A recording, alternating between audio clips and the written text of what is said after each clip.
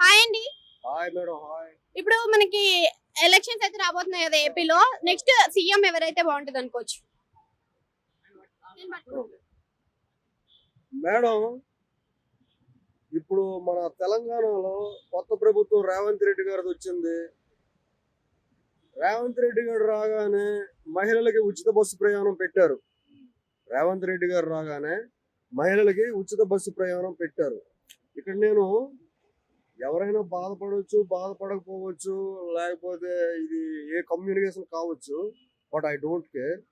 So something tell a true elements. So నేను అడిగేది ఏంటి అంటే, ఇప్పుడు ఎవరు సీఎం గా ఉంటే ఏపీలో ఏపీ ప్రజలకు మంచి జరుగుతుంది? CM is the Jagan. Jagan. Jagan వస్తే మళ్ళీ అంటే చాలా మంది అప్పుల పాలైంది రాష్ట్రము, రౌడీ రాజకీయాలు ఉన్నాయి అంటున్నారు. మరి నిజమేనా? లేదండి, మనం అనుకుంటున్నాం అప్పులు పోవాలనుకుంటున్నాం. చాలా అక్క చెల్లెమ్మలు చాలా సంతోషంగా ఉన్నారు. అక్కడ నేను విజయవాడలో, గుంటూరులో చాలా తిరిగి ఉన్నాను. అక్క చెల్లెమ్మలు చాలా సంతోషంగా ఉన్నారు. చంద్రబాబు పాలనలో అక్క చెల్లెమ్మలు సంతోషంగా లేరు. ఎందుకంటే 50 రూపాయల మందు తాగి చాలా చాలా రేపులు జరిగాయి. ఇప్పుడు ఆంధ్రాలో రేపులు లేవు. చిన్న చిన్న పిల్లల్ని కానీ ముసలిని కానీ ఎక్కువ రేపు చేసేవారు చంద్రబాబు పాలనలో.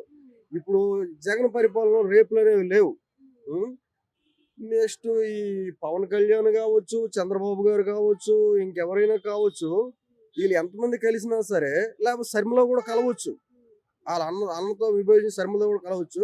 But Jagan is the comeback CM. Jagan is the comeback CM. So and 175 రావుగానే 130 ఇలా వస్తాయి. Thank you madam. Thank you.